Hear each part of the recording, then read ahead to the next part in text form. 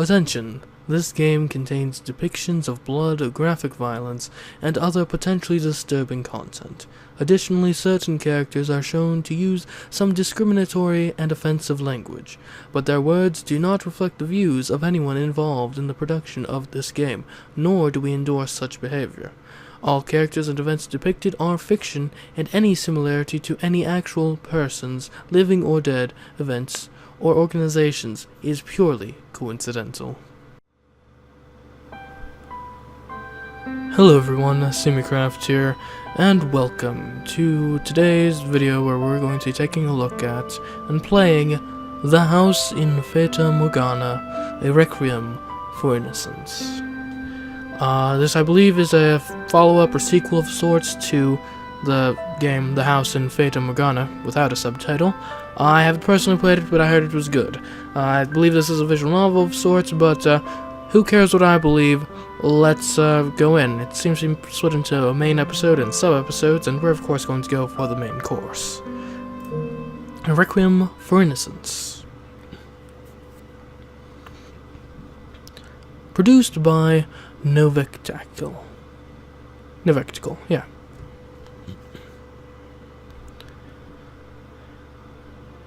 Move the cursor to the bottom right corner of the screen to display the in-game menu. You can save and load the progress and change the game settings there. Hear me speedily. O Lord, my spirit faileth. Hide not thy face from me, lest I be like unto them that go down into the pit. Cause me to hear thy loving kindness in the morning, for in thee do I trust. Cause me to know the way wherein I should walk, for I lift up my soul unto thee.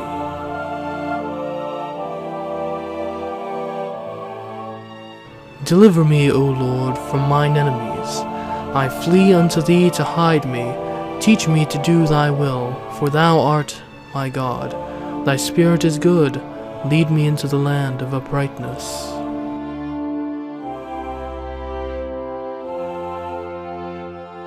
Quicken me, O Lord, for thy name's sake, for thy righteousness' sake. Bring my soul out of trouble, and of thy mercy cut off mine enemies, and destroy all them that afflict my soul.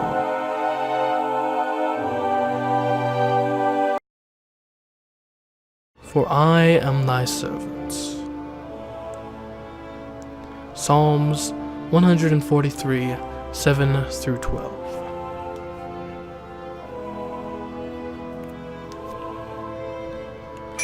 Cheers, a saint's blood, and good fortune to all! Banya. Oh my gosh. That can't be good for anyone. So this is Morgana. Voices, so many voices. Laughing, laughing, laughing. Why? Or was this the 10th such party? The 20th? I no longer had any idea. The Lord's guests merely drank of my blood. My father had not blessed me with his miracle, so wealthy nobles could fill their goblets with it.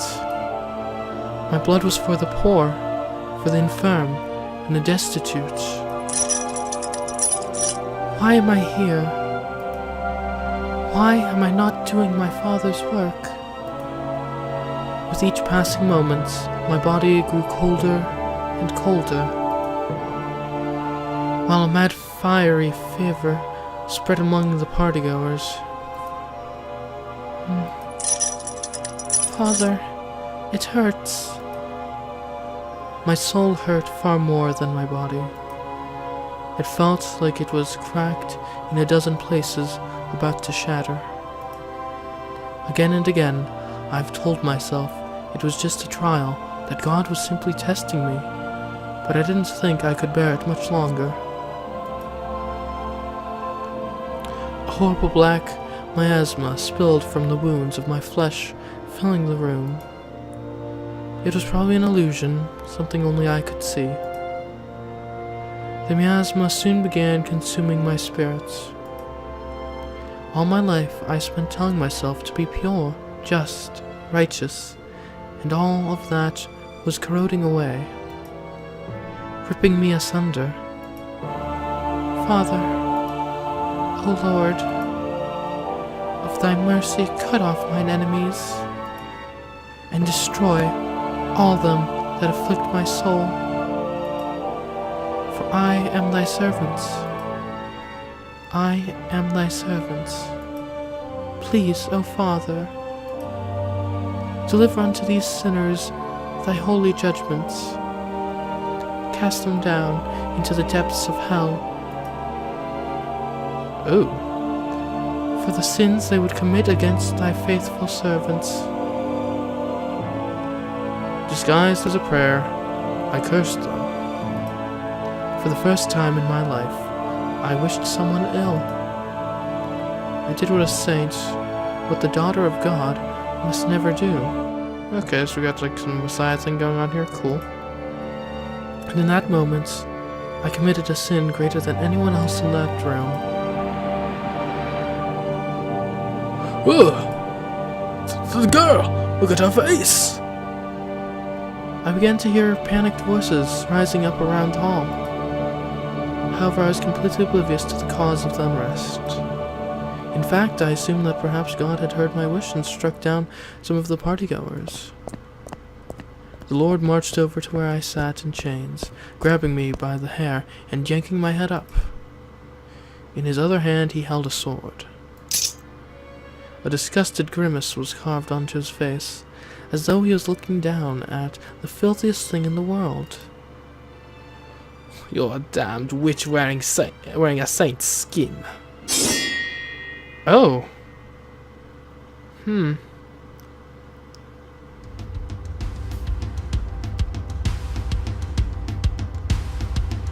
This is worse than I expected. The stench of rotting flesh hung in the air. Corpses were strewn about the room in varying states of decay. Blood pooled on the floor, black and thick as mud. An eyeball hung loose from one body, half decomposed, and about as much a liquid as it was a solid. On many white bone was visible through patches of flesh that had rotted away entirely. Some had been worked to death, others died of any number of diseases. And they were the lucky ones. Several bodies bore stab wounds from head to toe. Others looked like someone had tried to rip them in two. Some had been burned until their entire bodies shriveled up. And some were covered in blisters. There was no shortage of people who had obviously been tortured. Though the man on the other end of the torture, the Lord, Banya, thought of it as more of a leisure activity. The Lord was spoken of in whispers as the second coming of the great tyrant of old. Though it wasn't until I snuck into his manor and saw it for myself that I truly understood how accurate that was. He was a damned psychopath. I apologize that I couldn't make it in time to save you all. I'm oddly a religious man, but for you, I think I can spare a prayer. Rest in peace.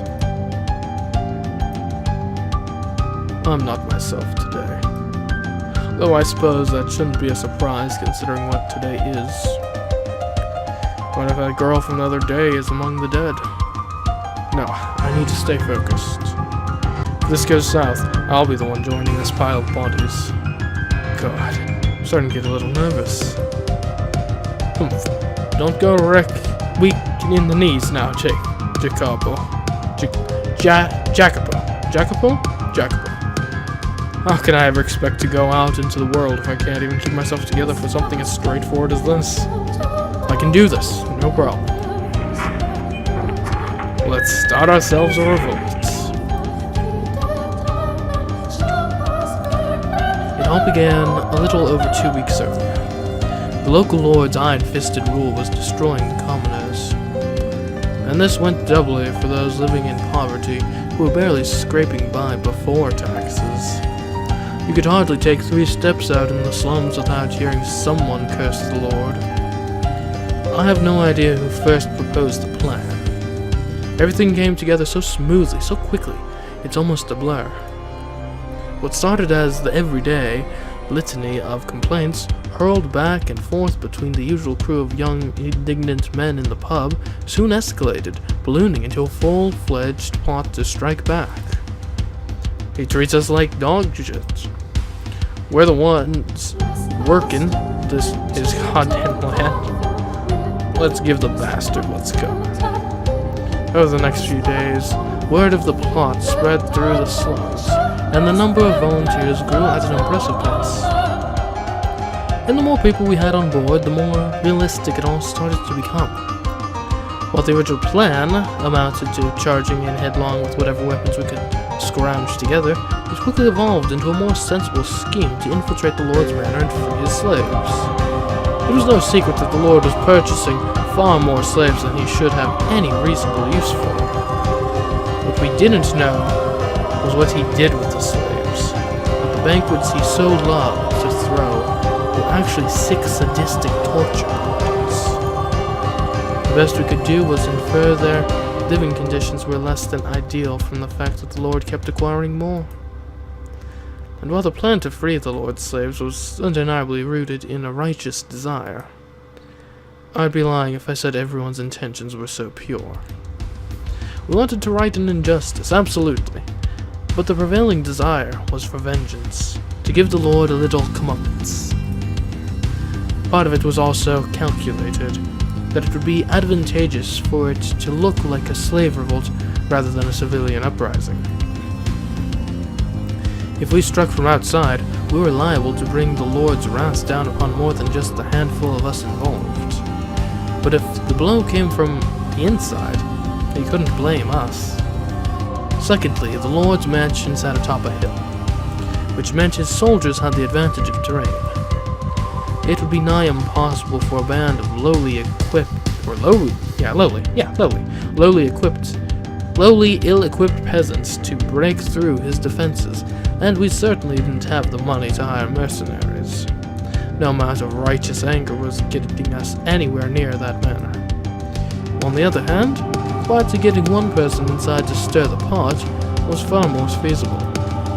So ultimately, freeing the slaves was a means to an end. It was our best chance to deal the Lord a real blow. Of course, that didn't mean we wouldn't save as many people as we could, nor did it mean it would be easy to pull off, or that any of us would make it out alive. The plan went as follows. We would find a slave trader willing to sell one of us to the Lord. Once they had infiltrated, they would spread word of the scheme to the other slaves, trying to get as many of them on board as possible. Finding a slave trader willing to cooperate was surprisingly easy. They're businessmen, and slaves their products. While the majority didn't give a damn what happened to the slaves after they had received payments, there were more than a few who were displeased knowing their precious wares were being squandered. Slaves are supposed to be long-term workers, not meant to be expendable. They require food and rest and some semblance of reasonable living conditions. It was far from a glamorous lifestyle, obviously, but most sensible slave owners at least had a vested interest in keeping their workers alive.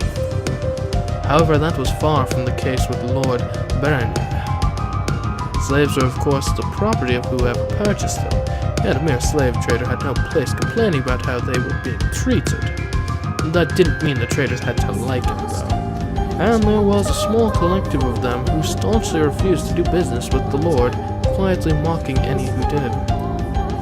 Nobody openly spoke ill of the Lord, let alone opposed him directly. Not only because this land was under his control, but because he was a madman, and everyone knew it. So they would help us get in, and nothing more. But that was fine. That was all we needed from them to put our plan into action. And the vanguard of our operation, the one who would infiltrate the Lord's manor, was me. I volunteered for the position, partially in the heat of the moment, but also because I was confident I could pull it off. Above all, though, I didn't want to believe that I couldn't manage such a straightforward task. I had to step up and take initiative, or I would never escape this life as a poor, lowly slum dweller.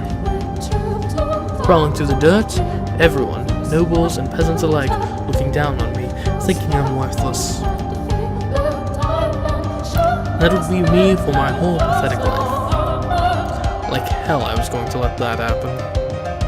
I wanted to claw my way up as high as I could manage. I didn't want to surrender to accept that I was powerless.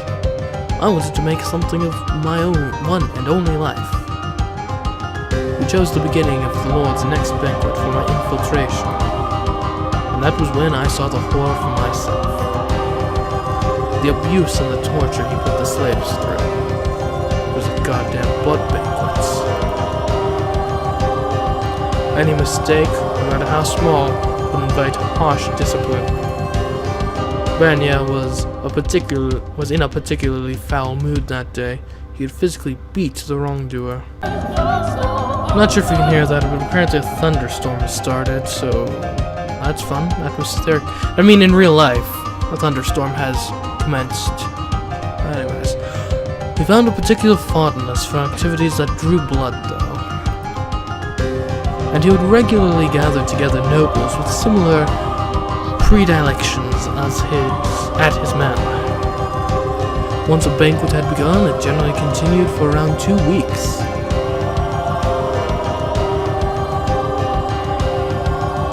The first thing I did after infiltrating was spread word of the plan to the other slaves. To be honest, I assumed it would be easy getting them to cooperate. They should have relieved Banya more than anyone after all. Or reviled, yeah. That makes a lot more sense, reviled. But I couldn't have been more wrong. Every ounce of willpower had been drained from them. They were malnourished, unrested, and violently oppressed. I could hardly have convinced them to swat a mosquito.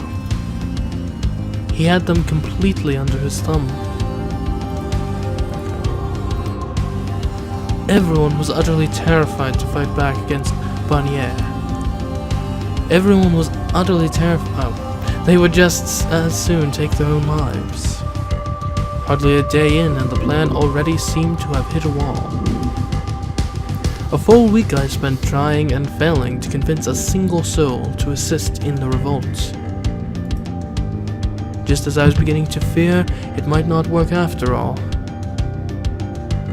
We need to talk. Come with me. He was a tall, muscular slave who spent most of his time doing physical labor.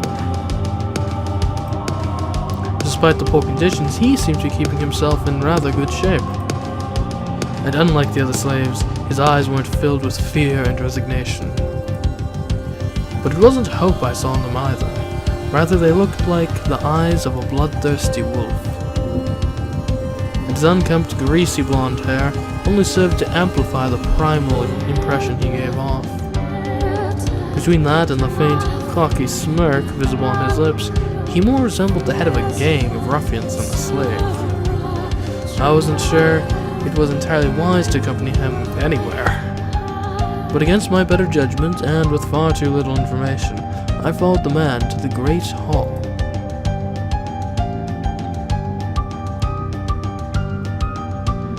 There were a dozen or so nobles and upperclassmen and women clustered about the hall. The air was filled with the scent of aromatic herbs, and it wasn't long before I realized they were meant to mask the smell of blood. A large table was lined with plates stacked with piles of glistening, dark red meats. Noblemen sneered at us with wet lips as we entered the room. The contrast between the nobles' practiced, graceful mannerisms and the grotesque feast of which they were partaking was so bizarre I simply stood there aghast. There was no room for anger to form. The Lord stood on a platform like a small stage at the far end of the room. Are you the slave who offered to be the day's entertainment? The buff man nodded, dropping down to one knee. What does he mean by entertainment?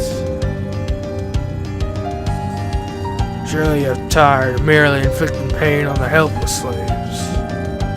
Would you by chance be interested in something a little more exciting? Could you be any more disrespectful?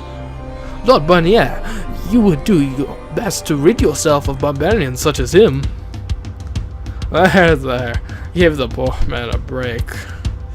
You can't even expect an uneducated slave to be properly versed in the ways of polite society. Now elaborate, slave. Me and him would duel right here, right now. Huh? Do you seriously think we haven't already put slaves against each other? Numerous times by now. If that's all. Tell me, were they as vigorous as the two of us? Young and chomping at the bit? Well, if all you want to see is a couple of half-dead slaves simply flailing at each other, well, help yourselves. You're not gonna find many here that can give you a fight with some real oomph, you know? Hell, half the slaves here probably kneel over with just a little shove.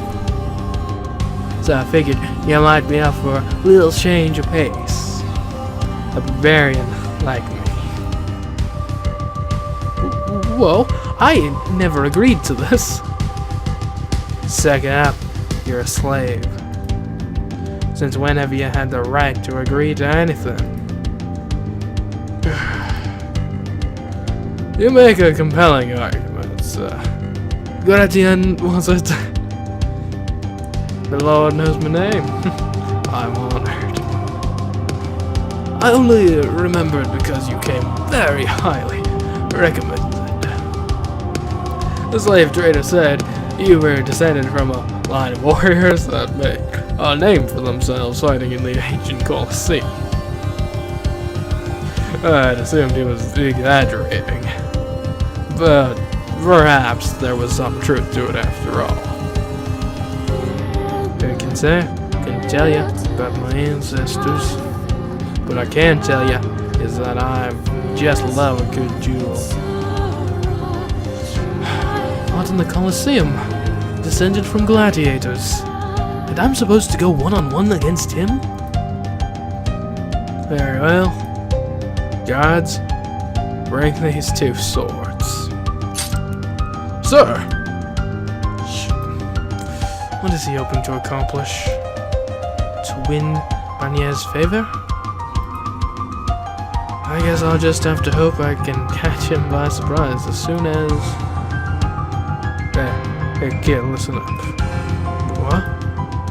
As forward. And keep him down. And keep it down. Listen carefully. Don't get any wise ideas, got it? Just go along with everything on the level.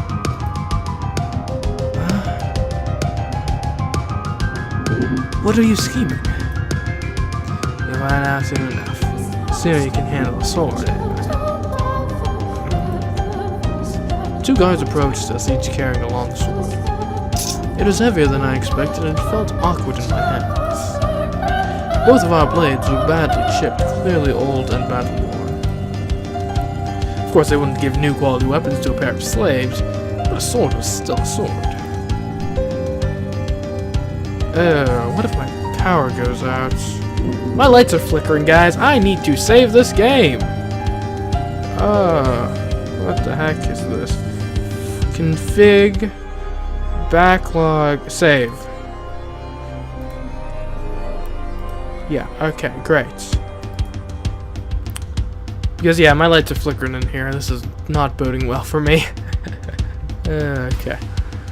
Beaten though they may have been, I still had to be careful or I'd be dead before I ever got the slave rolled off the ground. That said, I had survived this long in the slums. I wasn't completely helpless and I had experience with a dagger. Though I wasn't sure how much help that would be now. The longer, two-handed weapon still felt awkward in my hands.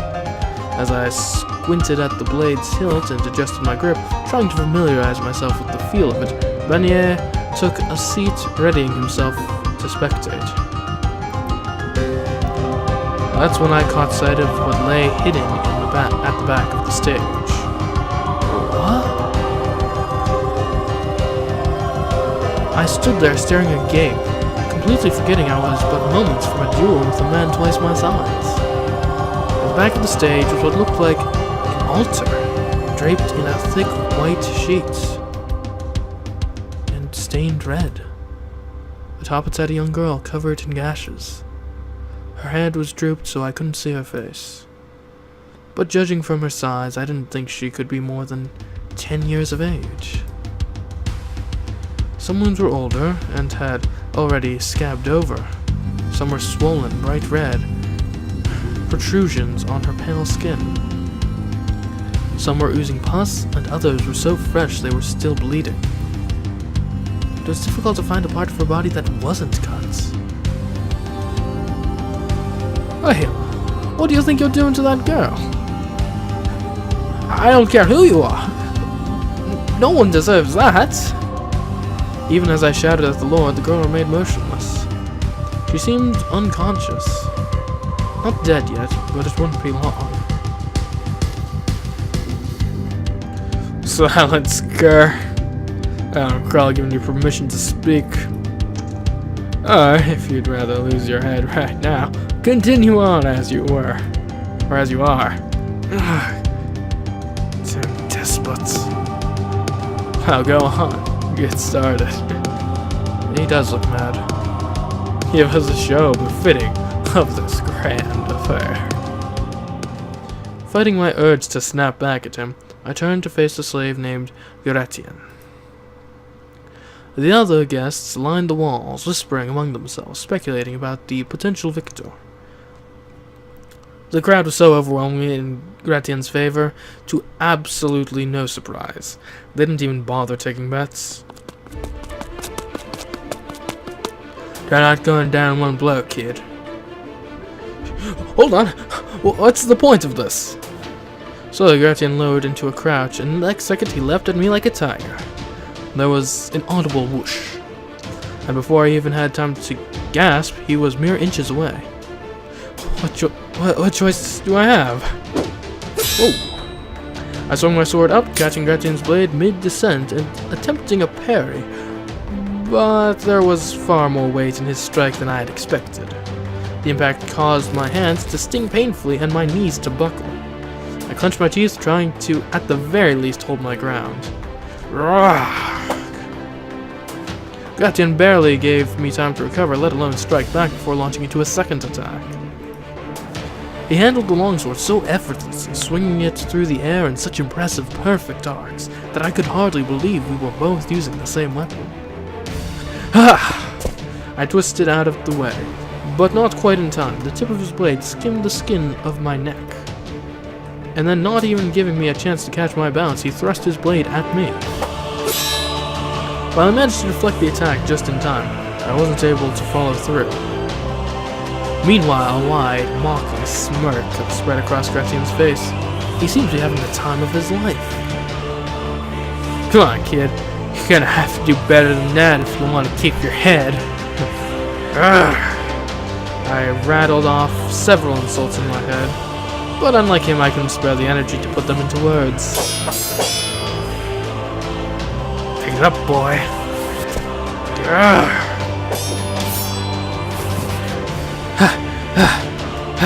Oh, damn. That's all you got, kid? I thought you'd fare a little better. Shut your damned mouth. I was stuck on the defensive, and with every strike he pushed me farther and farther back. I was almost up against the wall. I thought he said this was part of some plan. Or was he just trying to get me to let my guard down? He's conspiring with the Lord, he must be. Why challenge me to a duel though? Did someone spill word of the plan to him? Come on. Give me your best shot, boy. Grrr! Yeah, yes, very funny. You know damn well I'm barely managing it as is. Gotta at least try. Don't want to put our audience to sleep now, do we? Even the bones in my forearms are starting to sting. I don't know how much longer I can keep this up. Here, let me show you how it's done.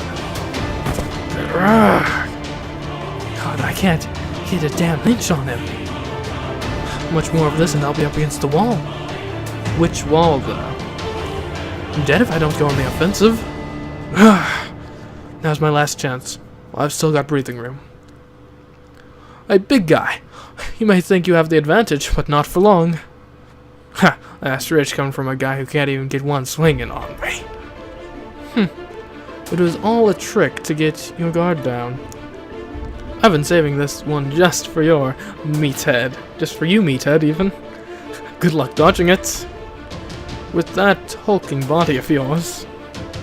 That's more like it. Let me have it, kid.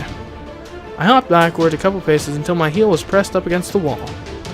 There's no backing down. Not anymore. Breathing heavily, I lifted my blade, pointing it at Gretchen. He pointed his in turn, a cocky grin plastered on his face.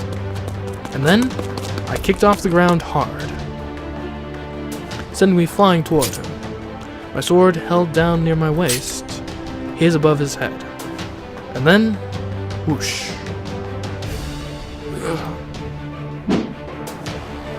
He lifted his blade, ripping through the air just over my head. The mere force of the gale created by his swing was so intense. For a brief moment, I thought he might have knocked my head clean off my shoulders. But I was still breathing. And despite the exhaustion, my mind was incredibly clear and focused. I hadn't swung up at him, but slid across the floor.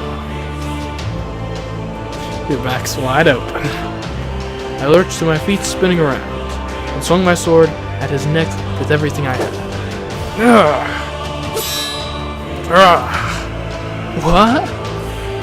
But my would-be grand comeback was deflected from behind without a bat of an eye. And hardly a wimpy deflect for that matter. My hands felt like they were on fire. A little bit on the dirty side that was, but hey, not half bad, kid. Damn it. Just a little oomph to that swing, you might have landed. If I had, too bad. I don't stand a chance against him head-on, but he's not one to fall for the same trick twice. Need a new plan. Back against the wall with ya. Son of a... Gladiator, apparently. Son of a gladiator. What's the matter, kid? That all you got? After all that, I gotta expect a little more from ya.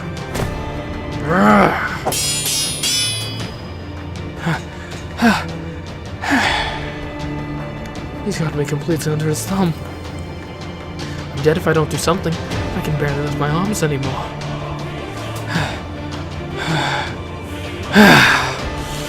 It's getting harder to breathe. My vision's going blurry. I can't die yet. Not here. Not now. Not to this damn brute. There has to be something. An opening I'm not seeing? Anything? Some way to turn the tables. Huh? Am I imagining it, or did I react to that quicker than usual?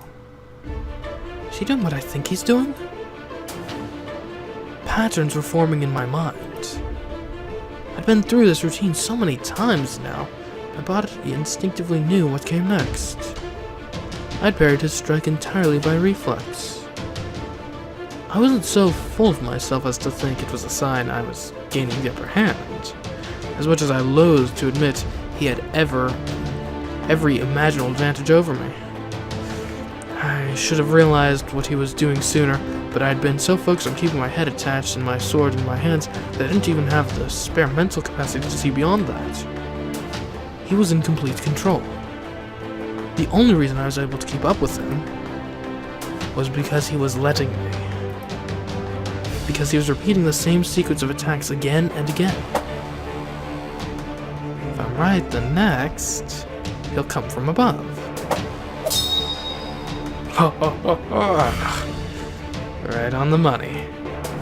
The clang like the pealing of a bell echoed through the hall as our blades collided. It was a much cleaner, more satisfying sound than they had made when I was struggling to keep up. I still don't know what he's scheming, but I'm not going to throw away this chance to win back some ground. Sparks flew with each clash of our swords, and Gretchen's smirk grew wider. I could hear murmuring bubble up in the gallery as the tides turned. Cheering, cursing, confused gasps. But before long, the sound seemed to grow distant. It was just me and Gretchen in a bubble of silence. Not even the sound of metal striking metal. My heavy breathing. The stomping of our feet. The distractingly loud pounding of my heart. The blood pumping through my veins. It all wisped away into nothing. Every one of my senses were focused on exactly two things. The image of our swords cutting clear arcs through the air. And Gretchen's intent. That's it. Next overhead. He whispered so quietly that by all rights I could never have heard it, but his intentions came through loud and clear. As if being controlled by that voice, I swung my sword down. After about half a dozen such clashes, we locked blades and had a brief shoving match before pulling a little distance between each other. Or putting a little distance between each other, rather. And then we went at it again. To the audience, it would have looked like a fierce battle to the death, but I felt more like we were dancing than anything. Well, he was dancing, and I was merely following his lead. But if that was his plan, whatever his plan was, I had no choice but to dance to his beats. The only thing improvisation would get me is a sword through the heart. Meanwhile, sticking to the plan, I had nothing to worry about. No reason to fear his sword might go off course. After several more fierce clashes, we got in close again. We were both breathing pretty heavily by that point. I was drenched in sweat, and it felt like I'd collapse right then and there if I loosened up for even a second. Gretchen tossed a glance off to the side for the briefest of moments. His lips came together, curling up into a smile. Listen up. 3 paces back, then charge. Swing down as hard as you can. Put everything you got into it. Okay. As soon as I signaled my acknowledgement, Gretchen parried my sword off to the side. 1, 2, 3 paces back, then I gathered my strength into my legs. I crouched, like he had at the beginning of the duel, envisioning myself as a tiger ready to pounce. And then we leapt at each other in perfect sync. What? The harsh sound of metal striking metal, more piercing than anything else up to that point. For a heartbeat, the world went white. Then the whoosh of something ripping through the air.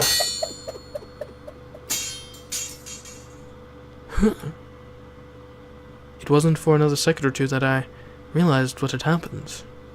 Breathing heavily, I looked down at the sword in my hands, only to find half of it missing. Gretchen's blade appeared to have snapped as well. The gallery began buzzing.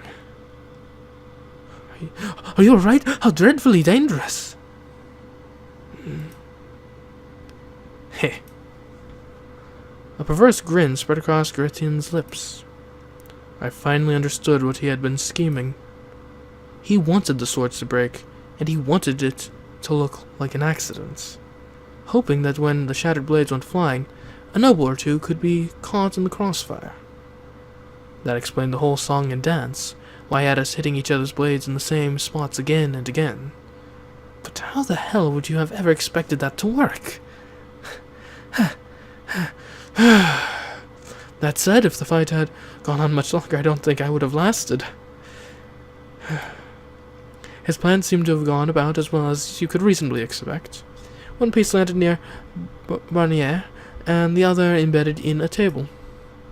That's fine by me. I'd rather avoid causing any more of a scene than before the actual revolt. Not that I would be opposed to seeing any of these madmen skewered. Gretchen wiped the sweat from his brow with the back of his hand and surveyed the room. As a bit obviously outclassed as he was by all the nobles, he still seemed much larger than anyone else in the room. He took a few moments to catch his breath, then sauntered over to the center of the great hall, taking another good look around the room before saying, "Apologies for the disturbance, my lord. While ordinarily a duel's supposed to end with someone dead, it looks like that's out of the question today. So, mayhap we can reschedule, put another show in a day or two, if you like." Huh. Renier seemed less than pleased with the outcome, but considering how rattled his guests were, he couldn't press the matter either. "Very well. Now I believe you two deserve a reward for such a fine show." "Oh, what kind of reward?" "One I'm sure you'll be quite pleased with. The leftovers from today's feast. Gourmet cuisine, the likes of which you mere slaves could only dream of getting your dirty hands on." "You mean those bleeding scraps of mystery meat?" "Worry not. There's pork in there. Or does your religion prohibit you from eating pig?" "I gave up on religion long ago. I'm fine with eating meat. Most meat, anyway." "I'll have the other slaves bring it down this evening, then. Now the show's over. Be gone with you." Gone we be, my lord. I'm still concerned about that girl, but there's nothing I can do for her right now. Hopefully she lasts long enough for the revolt, but with wounds like that. "Here, kid, pick your beat ass up and let's get out of here." "I'm not beat, thank you very much." "Hey, you trying fool. When you're wheezing up along. Getting huffy about it only makes you look more pathetic. Piss off, you inhuman monster." Now, do you have a wonderful day, ladies and gents.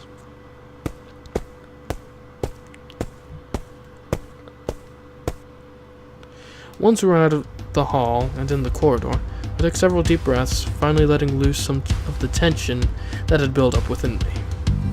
As we made our way through the corridors, the sound of the nobles laughing and chattering away amongst themselves faded into nothing.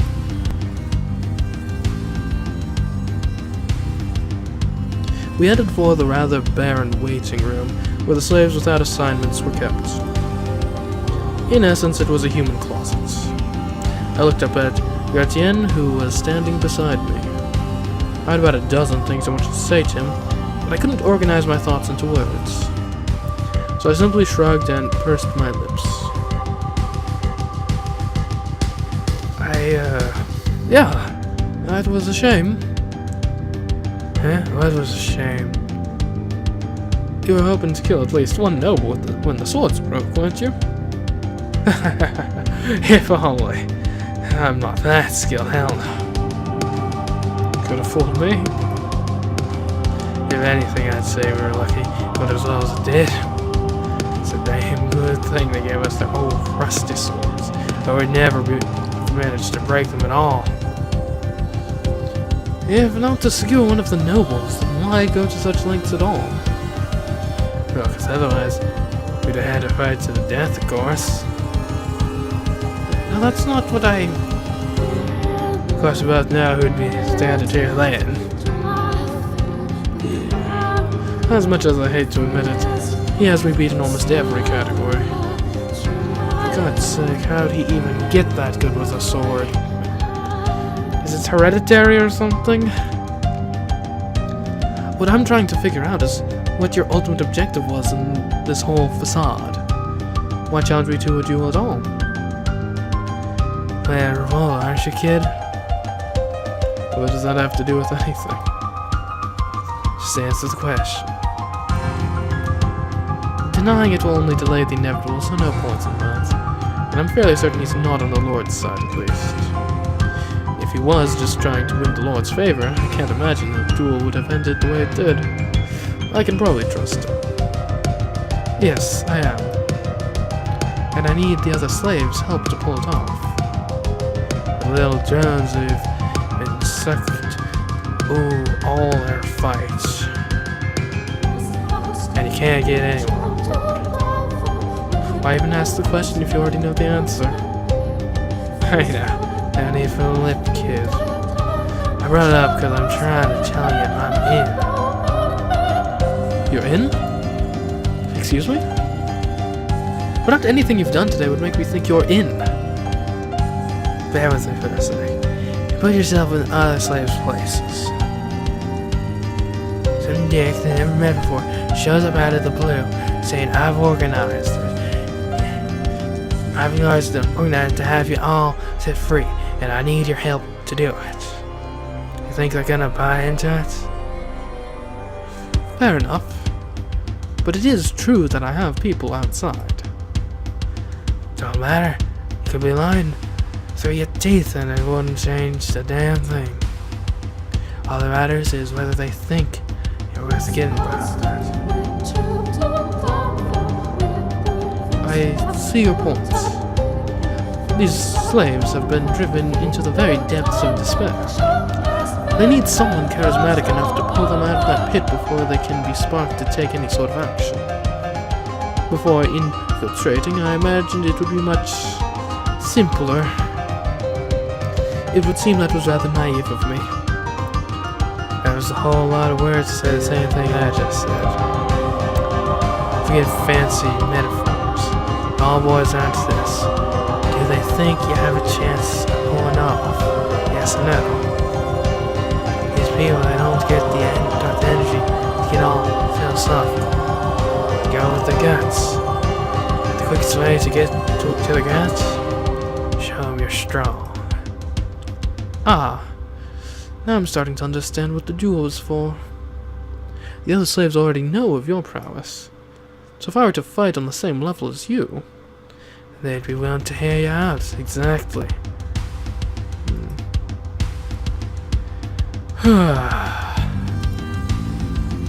Oh there, kid. What's that? You trying to blow this place down? You could have easily accomplished that without putting a damn show in front of the Lord and putting my life in danger. It wasn't just with other slaves, kid. What do you mean? I'd make sure you aren't some yellow belly peasants. That you're actually capable of doing what you promised. And now that I know you got a semi-functional spine, willing to help out with the revolts. Semi-functional, huh? Well, I'm glad I didn't disappoint you then.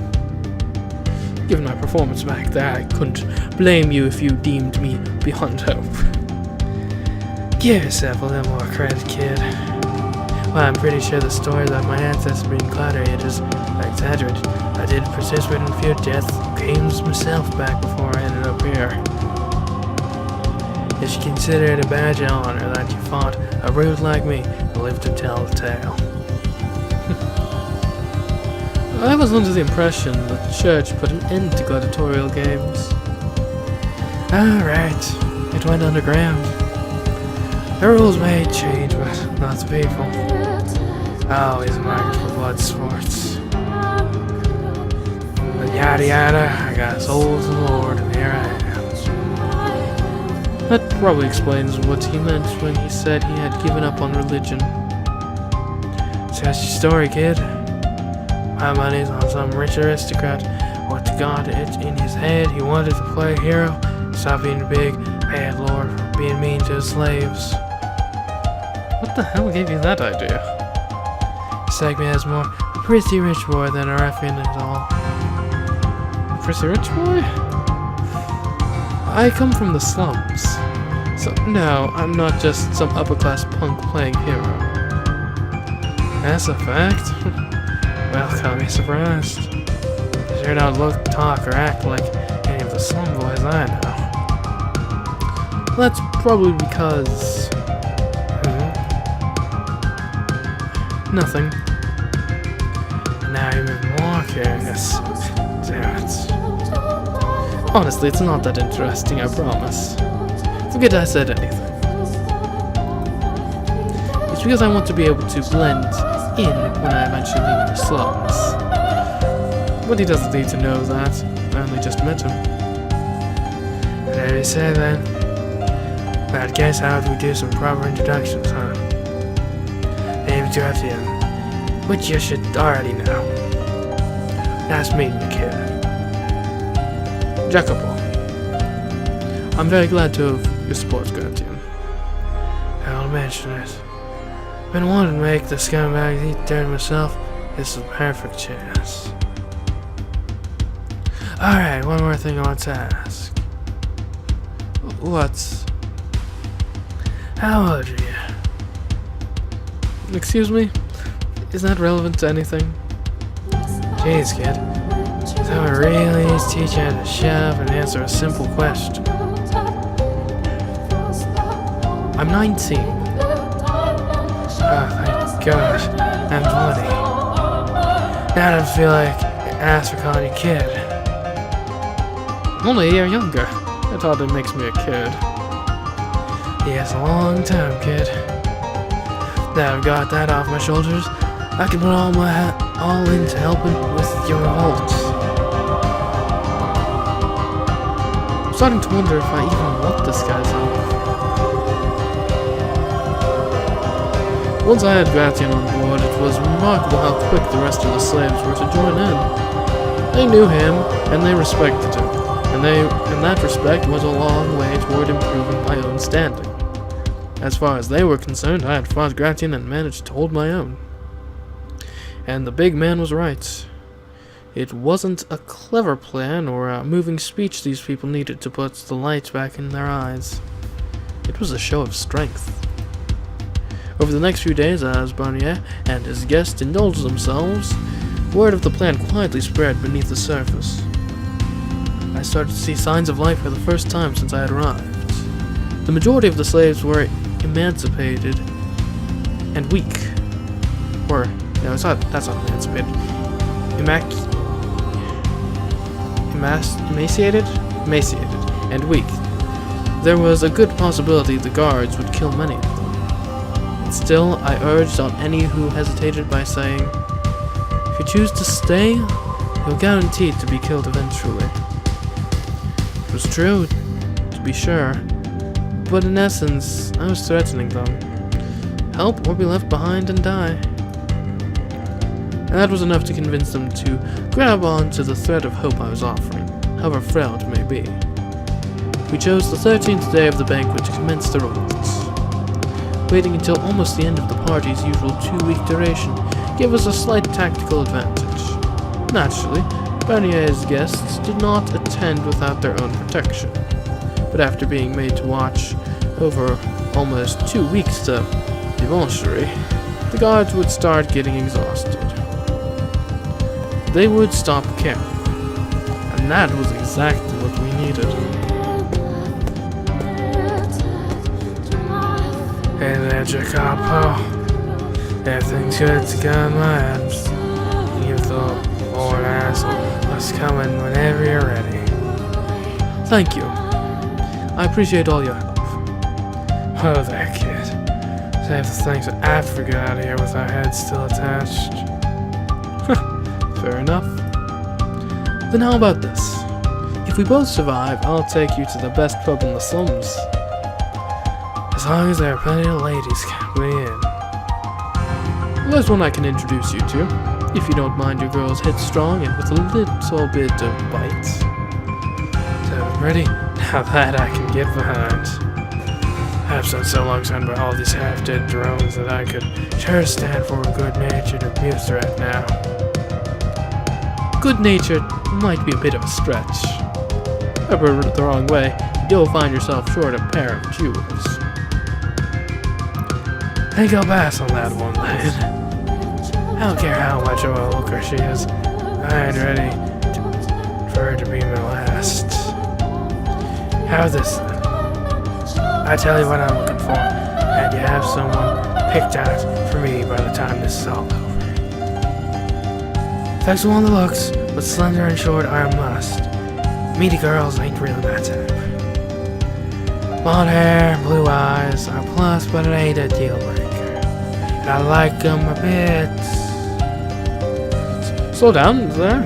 You've got your head way too far in the clouds if you think you're going to find your ideal wife at a brothel in the slums. I know, how do you expect me to give this on my all without something to look forward to on the other side? I suppose it is a decent motivator. See, you get me. Now, on to business. You ready to do this? I've been ready, kid. Just waiting for the word. That's about as good an answer as I could have hoped for. Before we begin, I want to go over the plan one last time. After you've secured weapons from the armory, you take command of the other slaves and go open the gates. While you're doing that, I'll signal to my people outside, then cause a diversion. As long as you don't make too much noise, the Lord and the other nobles shouldn't realize anything is amiss until we're on top of them. As soon as the gates are open, you head for the Great Hall where we'll rendezvous. We'll crash the party, and while the Lord and his friends are distracted, my people will lead the slaves to safety. Then we swipe up all the shiny things we can carry, and get our asses out of this high hell out of here. Right, can't forget the valuables. Huzzah! Huzzah! I'm getting all sorts of fired up. Don't you trip and fall on some guy's sword before we even get start our fun, you hear me? Same to you. Well then, let's get going. May fate be on your side. Or our side, even. Damn right. Alright, revolution, let's go.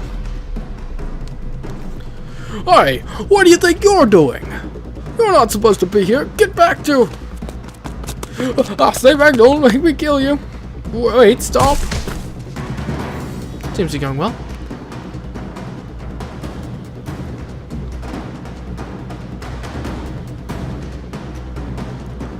You're up. Come and draw your bloody cards already. Don't rush me, I'm thinking. On with it. It's almost lunch. If I hold this and throw away these, I could. Christ. Hear that? Sounds like something's happening downstairs. Quit trying to distract me. I ain't letting you run off with the pot like last time. No, I'm serious. Something's going on down there. It's probably just a slave getting beat. You're not used to that by now.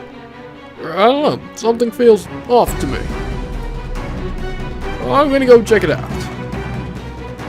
Don't even think about messing with the cards while I'm gone. I won't. Hurry back. There ain't no bonus for giving a ransom, so it beats me why he's so eager about it. Yeah, I wish I could have gotten hired at a place that paid a little better. Yeah. Am I seeing things? I swear I just saw something move. You on the wall! Get down from there! What do you think you're doing? You're not supposed to be... put the knife away before I... You're up here playing cards and you have the nerve to call yourself a guard? I expected resistance to be light, but not this bad. I should take care of this and get out of here before the other one returns. It's amazing how much better a knife feels in my hands than a sword. So much easier to handle. Though it's not much help if they manage to draw on me first.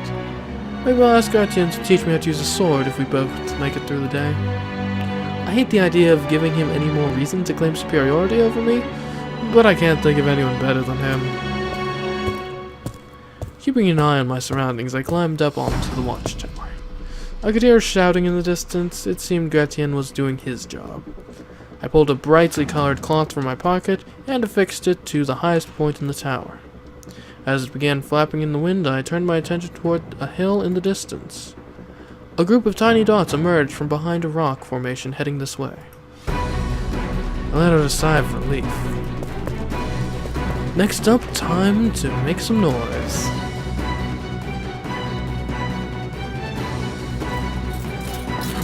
Backup. We need backup.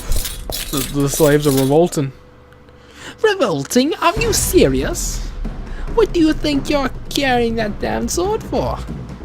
You shouldn't need backup, just put them down. Yes, but there's too many of them, and they're not messing around either. They're stampeding right through us. I don't care how many of them die. One of them's practically a giant. You quit pissing yourself over a bunch of dumb slaves. Who cares how big one of them is? They're not armored, just... B? Behind you. Huh?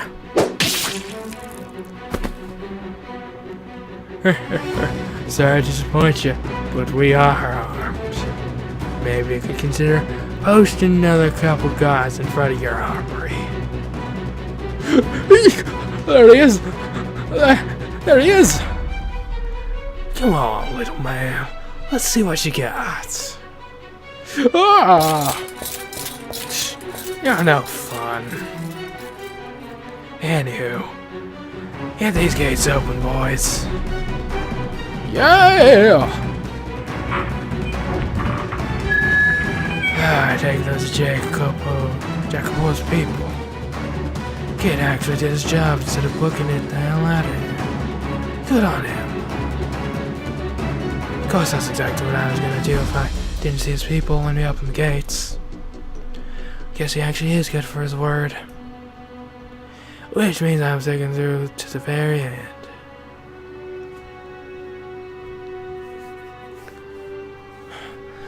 Hey, take out as many bastards as you can on your way in and be thorough. We had a clean escape and we don't want to give them a chance to surround us. Keep at it, don't let them get organized. If we F this up, it's a gallows for all. If you need a weapon, grab a rock, a vase, an effing decapitated head, anything you can find. Gretchen, how are things progressing? Smooth as a baby's behind. Your reinforcements here, making right good work at the guards, getting as many slaves out as they can. I'm glad to hear it. Then let's head down to the Great Hall. Aye, miss. Like nothing better than to rip the Lord's head right off his shoulders. The point is not to kill the Lord. It's to deal just enough of a blow that he stops throwing so many damn banquets. For now, anyway. And what if I trip and my sword just happens to run him through? I'd rather you didn't, if it's all plausible. But whatever happens, happens. Although if he were dead, that would put a real end to this banquet quite quick. Alright, let's do this. Yeah? Is it just me, or is it unnaturally noisy in there? Some of the others beat us to it, maybe? As I know, we're the first ones here. Well, I guess we'll find out. On the count of 3. 1, 2, 3. Chaos reigned over the manor. But the chaos in the hall where the Lord held his banquet was of a slightly different flavor. A buzz filled the room. Noblemen and women murmured, shuffling backwards, putting distance between each other, tossing goblets to the ground. As Gretchen had suspected, we were the first ones there. So why was everyone so tense? Whatever the cause of the disturbance, it seemed it was at least partially to thank for things proceeding so smoothly. Is this like our opening scene with the girl, perhaps? The question is, what is happening here? Out of the corner of my eye, I caught sight of the Lord. He stopped over toward the far end of the hall. Sitting atop the makeshift altar was the same young girl I had seen a week prior. For a brief moment, relief came over me at the knowledge she was still alive. But that relief quickly morphed into dread. You. He unlocked the shackles binding the girl. Too weak to hold herself up, she fell forward into a slump, her long, burgundy hair fanning out around her limp body. And then... a damn witch wearing a saint's skin. Yeah, so this is our opening scene. Cool. The Lord raised his sword high above his head. Gretchen, I'll be borrowing that. Well, hey, this little son of a... What? I held Gretchen's longsword for the Lord, knocking his blade from his hands. The two swords rattled to the ground. I tossed my gaze to the girl for a split second. She was very clearly out of it, but she seemed to be breathing. Finally realizing a pair of slaves had just burst in on them, the nobles' panic swelled, and one of them started shouting for the guards. Well, if we're sideways, there goes any chance we had a surprise attack. Damn it all. Yeah, the perfect distraction, too. Yeah, to hell with it. Get in here, boys. Yeah! Wait a sec. Need a sword first. The next second, the room was enveloped in a cacophony of shouting and screaming and clanging. Most of the nobles carried swords, but very few actually seemed to have any idea how to use them. The majority scrambled for the back exit. You insolent worm! Who do you think I am?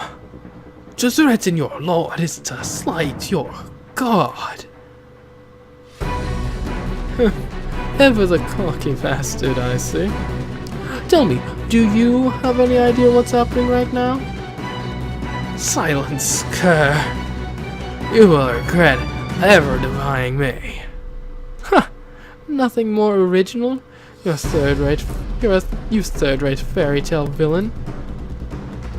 I was the one who had said the Lord's death was not part of the plan. Yet there I was, going straight for him. Gretchen was absolutely right. The Lord had been distracted with the girl when we arrived, but I had thrown that advantage away. I'd seen God knows how many slaves killed in hardly 2 weeks' time. Adding another body to the pile shouldn't have fazed me one bit. Logically, there was no reason for me to care. But I couldn't just leave her. And of course, now that I'd picked a fight with the Lord, I had no choice but to follow through to the very end. I dashed for the Lord, scooping up one of the dropped swords and swinging it down on him.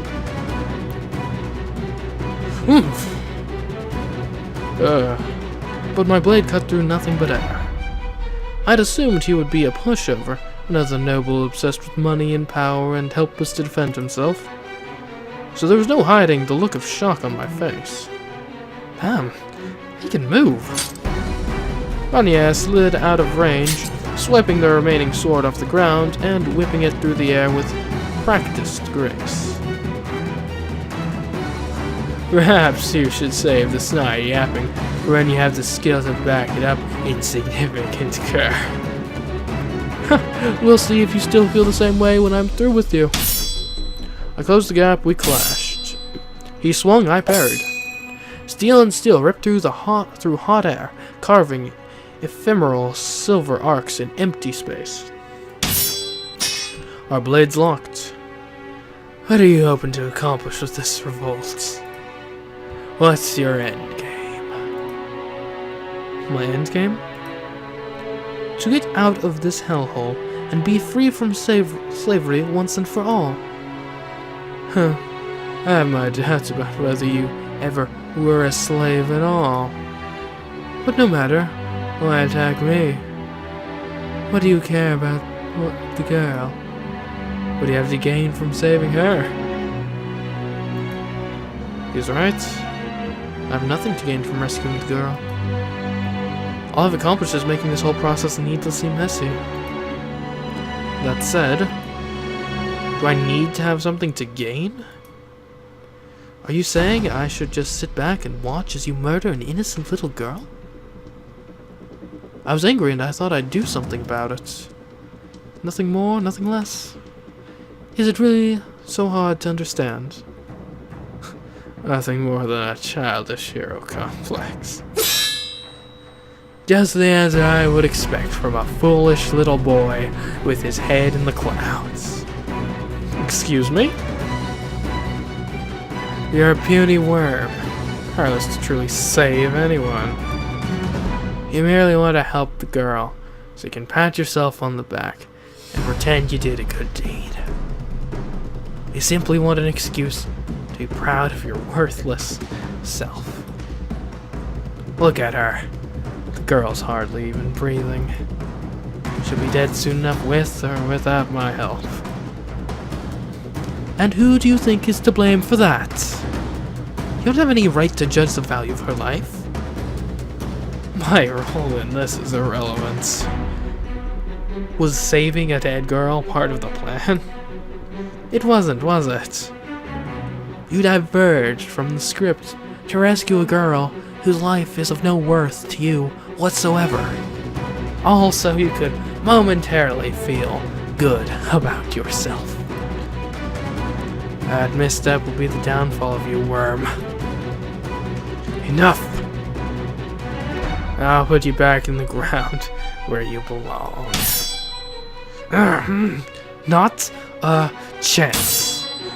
God damn, for a flamboyantly dressed asshole, He sure can fight. there's not nearly as much force behind his swings as Gretchen's, But he is quick. I can barely keep up, let alone react. I hope you enjoy eternity in hell. You'll have plenty of time to reflect on your little lapse in judgment. Damn it. Can't let this bastard kill me when we're so close to succeeding. I need to keep my cool. Yes, he's got me beat in agility, but Gretchen's a much more skilled swordsman than him. I can handle this.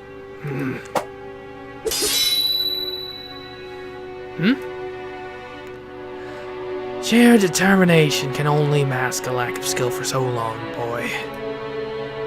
Look at yourself. You're out of breath.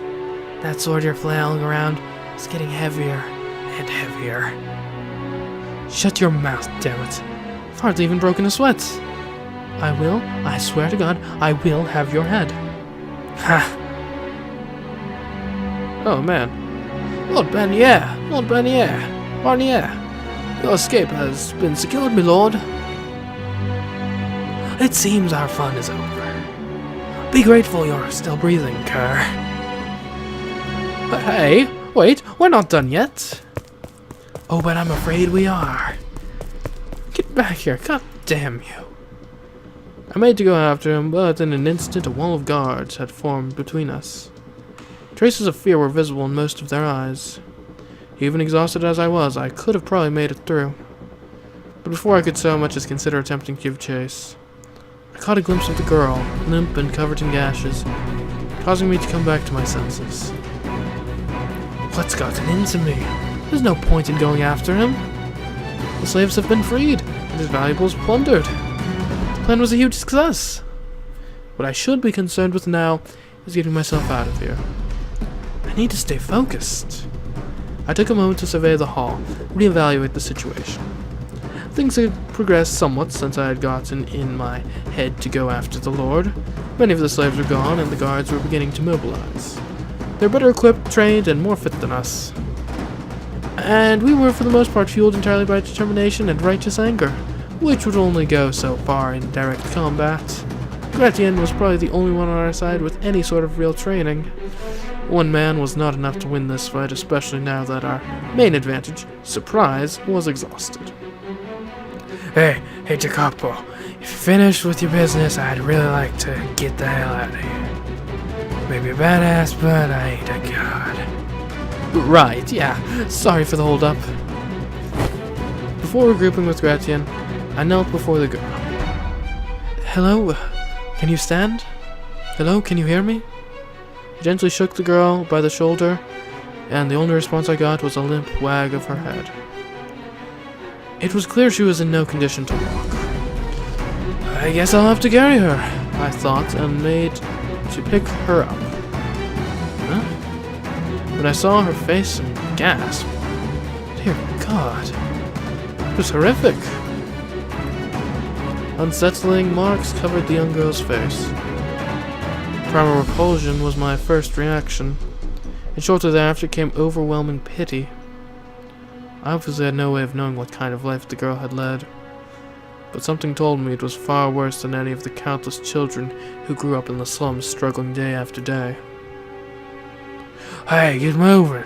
I ain't waiting around. I'm coming! I grabbed the girl's arms, wrapping them around my neck from behind, and climbed to my feet. I could feel her breath, faint though it was, on my ear. You hang in there. And then I broke into a dash, leaving the fading panic of the great hall behind.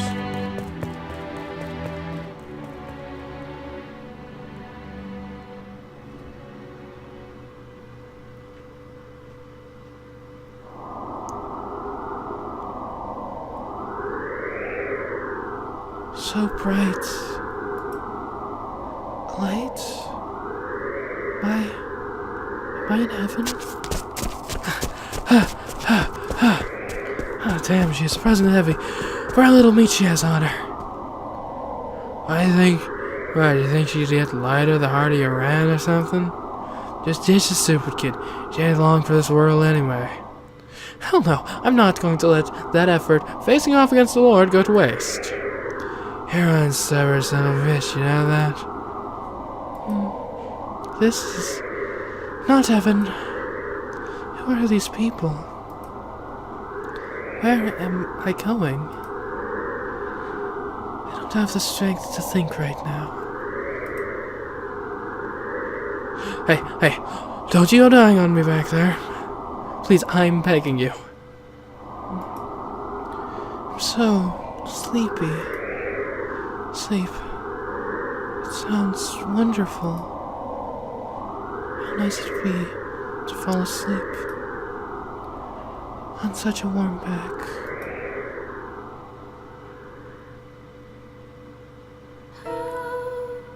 A Requiem for Innocence, Part 1, Tales of a Distant Past.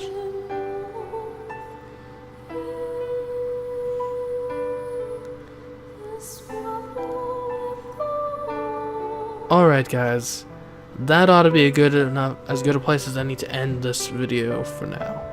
Also that's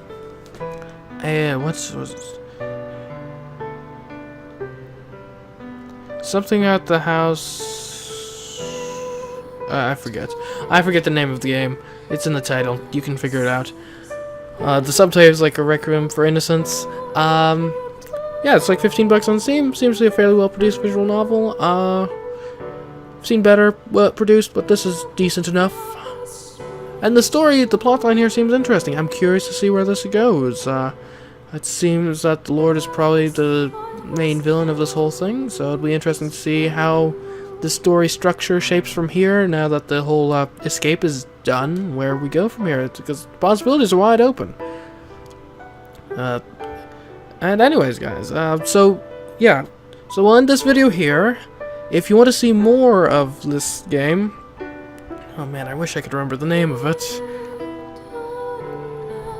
then make sure to leave your support in the comments, like, subscribe, and we could very well do a full series of it.